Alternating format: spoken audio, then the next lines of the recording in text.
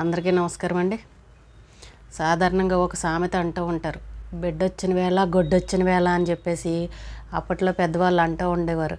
ఏంటి అని అంటే, కొత్తగా పెళ్ళైన ఇంట్లో కనుక కొత్త కోడలు కనుక వచ్చినప్పుడు ఏదైనా చెడు జరిగింది అని అంటే ఆ అమ్మాయి మీద వేసేస్తూ ఉంటారు నిందని. అగో ఆ అమ్మాయి కొత్త కోడలు అడుగు పెట్టింది ఇంట్లో, అందుకే ఇలా జరిగింది, ఆ అమ్మాయి కాలు మంచిది కాదు, ఇది మంచిది కాదు అని చెప్పేసి ఆడపిల్ల మీద తోసేస్తూ ఉంటారు. ఆడపిల్లలు అంటే ఎంత లోకువో చూడండి. కొంచెం ఏదైనా చిన్నది జరిగిందంటే అది ఎందుకు జరిగిందని ఆలోచించకుండా ఆడపిల్ల మీద వేసేస్తారు. అదే అమ్మాయి వాళ్ళ ఇంట్లో జరిగిందంటే మాత్రం ఎవరు అసలు ఆ అబ్బాయి గురించి ఎవరు ఏమీ మాట్లాడరు. అంటే ఆడపిల్లలంటే అంత లోకువ అనుకుంటా. ఈవేళ ఎందుకు అనుకోవాల్సి వచ్చిందంటే ఈ సామెత, నాగచైతన్య గురించి. శోభిత నాగచైతన్య ఎంగేజ్మెంట్ అయిన తర్వాత ఇది ఎంతో కాలంగా ఉన్న నాగార్జునది ఫంక్షన్ హాల్ గురించి ఎంతో కాలంగా ఈ గొడవ నడుస్తూ ఉంది, కోర్టుల్లో ఉంది, స్టేలు తెచ్చుకున్నారు, కేసులు నడుస్తున్నాయి, ఏదేదో మొత్తానికి బిజినెస్ నడుస్తుంది, చేసుకుంటున్నారు, ఆపుకుంటున్నారు, ఇన్ని రోజులు సంపాదించుకున్నారు, అంతా బాగానే ఉంది. ఎప్పుడైతే ఈ ఎంగేజ్మెంట్ అయిందో, ఎంగేజ్మెంట్ అవ్వగానే ఇలా కూలగొట్టారు అనగానే మన జనాలు వేసుకోవడం మొదలుపెట్టారు. అదిగో ఎంగేజ్మెంట్ అయింది, ఆ అమ్మాయి అడుగు మంచిది కాదు, ఇన్ని రోజులు చక్కగా ఇంత బిజినెస్ నడిచింది, ఈవేళ ఒక్కసారి ఇంత నష్టం జరిగింది, దాన్ని కూలగొట్టేశారు, ఆ అమ్మాయి కాలు వల్ల ఇలాగ అయ్యింది అని చెప్పేసి ఇంకా ఆడపిల్ల మీద మనవాళ్ళు మామూలు వాళ్ళు కదా జనాలు ఇంకా సామెతను వాడుతున్నారు అనమాట.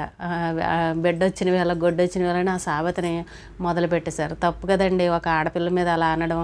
ఇది ఎన్నో రోజులుగా జరుగుతూ ఉంది. అది వాళ్ళు స్టేలు తెచ్చుకున్నారు, ఆపుకున్నారు, ఏదో నడిచింది, బిజినెస్లు చేసుకున్నారు, అయిపోయింది, కోట్ల మీద బిజినెస్ నడిచింది. అది ఇంకా బోర్డు సంపాదించుకున్నారు. ఈ వేళ దానికి ఏదో కొత్త వాళ్ళు వచ్చారు, ముహూర్తం దొరికింది, మొత్తాన్ని పడగొట్టారు.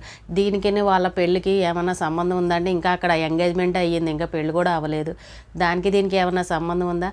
ఇంకా అనేవాళ్ళు ఉంటే ఏదైనా ఇదని అన్నట్టు జనాలు అలా మొదలుపెట్టారనమాట. అలా చాలామంది ఇలా కామెంట్లు చేస్తూ ఉన్నారు.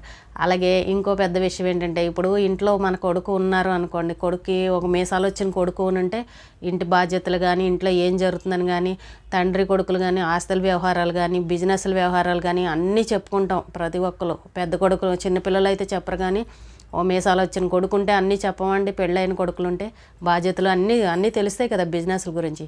అలాగే ఈ రోజున నాగచైతన్య ఒక షాప్ ఓపెనింగ్కి వెళ్తే మన మీడియా మిత్రులందరూ కలిసి అడిగారు, ఇదేంటి మరి మీ ఫంక్షన్ హాల్ గురించి ఏంటి విషయం, ఇలా మరి పడగొట్టారు, దాని గురించి మీరు ఏం మాట్లాడతారు, మీరు ఏం చెప్తారు అని అంటే, మా నాన్నగారు అన్నీ మాట్లాడేశారు కదా, మన చెప్పాల్సిందంతా మా నాన్నగారు చెప్పారు కదా, ఇంకా నేను చెప్పడానికి ఏమీ లేదని అన్నట్టు తప్పించుకునే ప్రయత్నంలో ఆయన ఏది మాట్లాడకుండా సమాధానం అయితే కరెక్ట్గా ఇవ్వలేదు. మా నాన్న మాట్లాడారు కదా అన్నట్టు. ఒక కొడుకుగా తను కూడా ఒక పెళ్ళైన కొడుకుగా బాధ్యత ఉంది కాబట్టి దాని గురించి ఏదో ఒక అభిప్రాయం చెప్పాలి కదా. ఇది తప్పు అనో, లేకపోతే ఇది మేము ఎక్కడా తప్పు చేయలేదనో, ఇది అన్యాయంగా కూలగొట్టారనో, ఇంకోటో తను అక్కడైతే ఆన్సర్ చెప్పుంటే బాగుండేది. అలా చెప్పకుండా మా నాన్నగారు అంతా మాట్లాడారు కదా, ఆయన చూసుకుంటారు అంతా అన్నట్టు మాట్లాడడం అయితే కొంచెం నవ్వొచ్చే విషయంగా అనిపించింది. ఎందుకంటే అంత పెద్ద పెద్ద పిల్లలు ఉన్నారంటే ఇంటి వ్యవహారాలు తెలియకుండా ఉండరు కదా, తండ్రి కొడుకులు చెప్పుకోకుండా ఉండరు కదా, పైగా ఆయన వారసుడు కదా, కొడుకు కదా, మరి తనదే కదా, రేపొద్దున్న అది ఆస్తి అంతా తనదే కదా, మరి తనకి ఇలా ఈ రోజున అలా నష్టమే జరిగిందో లాభమే జరిగిందో ఏంటి అనేది దాని గురించి మరి అడిగినప్పుడు ఒక ఆన్సర్ చెప్తే చాలా బాగుండేది కదా.